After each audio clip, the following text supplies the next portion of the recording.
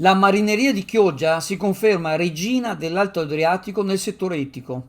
La città lagunare può contare su una flotta di 222 pescherecci e su 434 imprese attive tra pesca e acquacoltura, con una crescita costante nel tempo. Lo testimoniano i dati dell'Osservatorio socio-economico della pesca e dell'agricoltura di Veneto Agricoltura. Congratulazioni a chi continua a investire in questo comparto con l'auspicio di crescere ancora.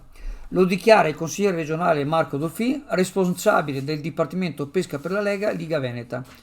In particolare, dal 2022 al 2023, il fatturato del mercato ittico clodiense è cresciuto, superando i 24 milioni complessivi, prosegue Dolfin, per i molluschi bivalvi. Chioggia rappresenta un'eccellenza con una ripresa significativa della produzione di lupini. Dolfin conclude: non avevamo dubbi sui risultati raggiunti, nonostante le sfide che il settore affronta, dalle direttive europee e nazionali ai cambiamenti climatici, dalla proliferazione di specie aliene alla moria eccessiva dei prodotti. Tuttavia, i fattori positivi garantiscono la solidarietà del comparto, il sostegno delle istituzioni, in primis della Regione Veneto, la qualità, la professionalità, la varietà e la capacità della filiera produttiva.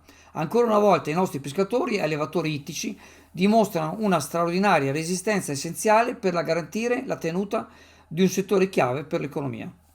AF Energia ci trovate in Viale Mediterraneo 135 a Sottomarina, dal lunedì al venerdì 8.30, 12.30, 14.30, 18.30. Offriamo il servizio luce, gas, prezzo fisso, prezzo variabile, telefonia, fibra o ADSL per famiglie, imprese e condomini. Qui da noi potete effettuare anche il pagamento delle vostre bollette a una commissione ridotta di 1,30 euro.